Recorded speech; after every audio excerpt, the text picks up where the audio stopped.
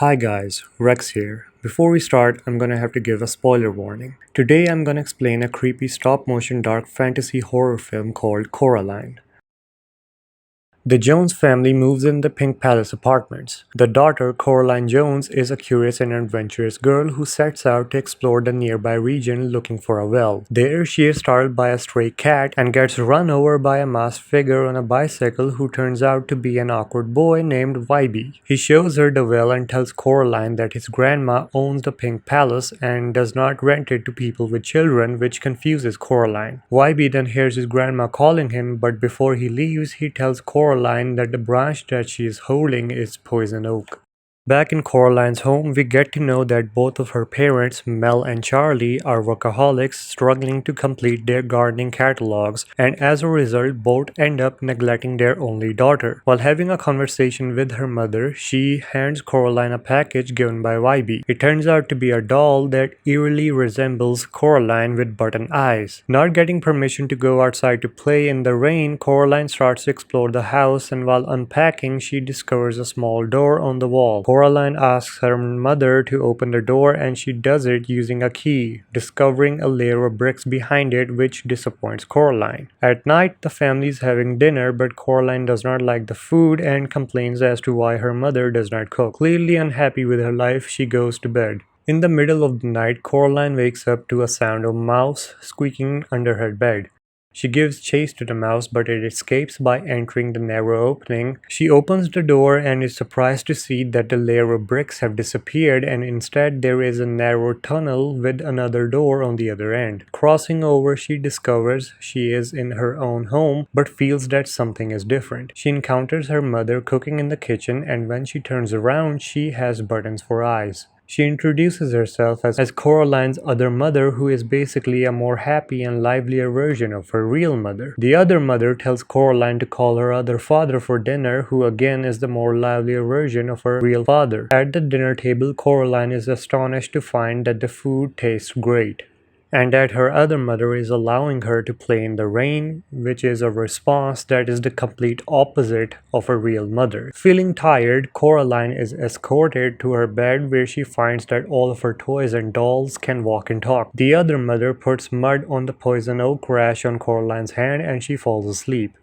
Coraline wakes up in her old room and finds the rash on her hand gone. Rushing downstairs, she opens the door in the wall only to find a layer of bricks again. She tells her experience to her parents, but they only think of it as a dream. Frustrated from work, Coraline's mother tells her to go downstairs and tell her story to the two old ladies living in the lower apartment, April Spink and Miriam Forcible. Before going to meet the old ladies, Coraline delivers leftover mails to Mr. Bobinski, a gymnast who owns a mouse circus. There, he warns Coraline not to enter the little door before going back to his apartment. Coraline then makes her way to the old lady's apartment, where they too warn her of imminent danger. Walking out of the apartment confused, she finds Wybie looking for banana slugs and asks him about the doll. He tells Coraline that the doll is as old as his grandma, which is confusing to Coraline as her doll wears the same clothes as her. Wybie also tells her about his grandmother's twin sister and how she disappeared, saying that she was stolen. Hearing his grandmother calling him, Wybie rides off, leaving Coraline even more confused. At night, Coraline prepares bait to lure the mouse in her room. She then follows it towards the little door and finds no brick layers there. She enters the door and meets with her other parents again.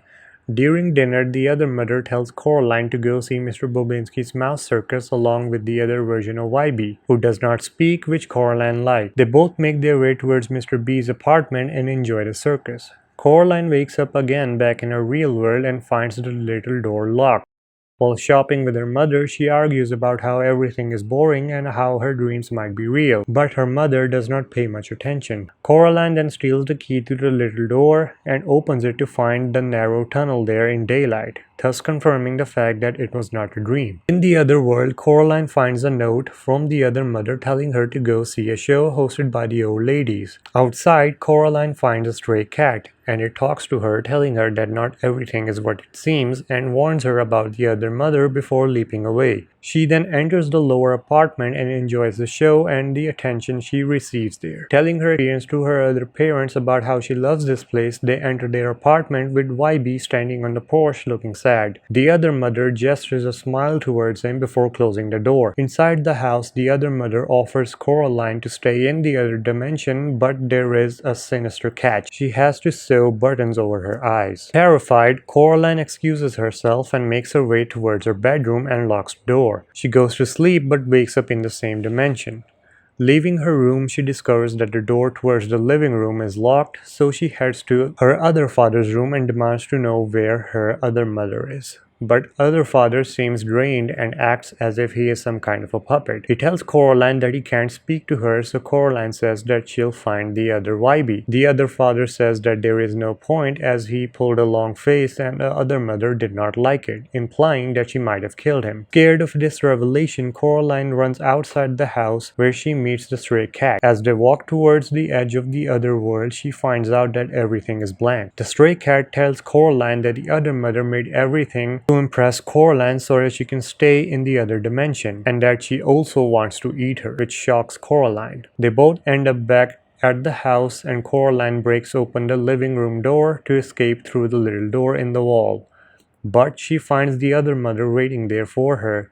In anger, Coraline demands that she let her go and that she is not her mother, which upsets the other mother and she turns into a grotesque creature, grabbing Coraline and throwing her inside of a large mirror dimension. There she finds the souls of 3 children, one of them being YB's great aunt. They tell her that the other mother's name is Beldam and she spied on them using the dolls that look like them, and tricked them into staying here by giving them what they wanted the most. They tell Coraline to find their missing eyes, to which she replies that she'll try. Soon she gets pulled out of the mirror dimension by the other YB, whose face is sewed in the shape of a smile. He helps Coraline escape back to her real world. Coraline finds her real home empty and everything is rotten, but she gets visited by YB, who asks for the doll back, saying that it belonged to her grandma's twin sister. Coraline then tells him what she saw, but he does not believe her. She also could not find the doll, causing YB to leave, thinking that Coraline is crazy. Unable to find her parents, she asks the old ladies for help and they give her an adder stone for bad and lost things. Returning home, Coraline prepares to sleep in her parents' room, but is woken up by the stray cat, who leads her towards the large mirror, where Coraline finds her parents freezing in the cold and asking for help. Frustrated at the horrifying event, she breaks the mirror and asks the stray how did this happen, who shows her the doll that now looks like her parents. Determined to save her parents, Coraline suits up and enters a tunnel with the stray,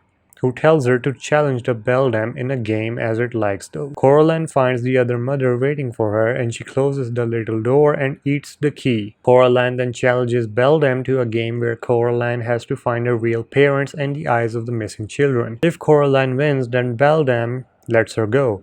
But if Beldam wins, then she sews buttons in Coraline's eyes and keeps her here. Beldam then gives the hint as to where to find the missing children's eyes, but not to where her parents are. Coraline accepts the deal and using the adder stone finds the missing eyes, including the other YB's clothes and Mr. B's apartment. The stray cat also helps Coraline in finding the final eye. As time runs out, the other world disintegrates and Coraline and the stray make their way towards the living room, where they both encounter Beldam, who has now revealed her true form with mechanical arms and even more grotesque appearance. She demands to see the missing eyes, but Coraline reminds her that the game is not over yet, as she still has to find her parents. One of the ghost spirits warned Coraline that even if she wins, Beldam would not free her, so Coraline has to be clever.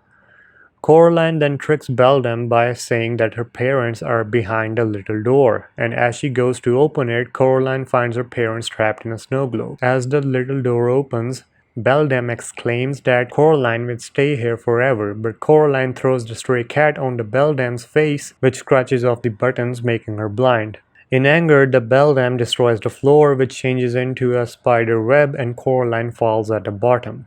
But she manages to escape by climbing the web and entering the little door, severing the Beldam's hand in the process. Back home, her parents return, but they have no recollection of the events that unfolded. Instead, they celebrate for their card and catalog, which got accepted. Happy for her parents, Coraline releases the souls of the captured children, but they warn her that the beldam will come back for the key. So Coraline makes her way towards the well to dispose the key, but is attacked by Beldam's severed hand. YB shows up and saves Coraline, and together they break the hand and throw it into the well with the key. Sometime later, the Jones host a garden party, which everyone attends, including YB's grandmother, and Coraline prepares to tell her everything that she experienced.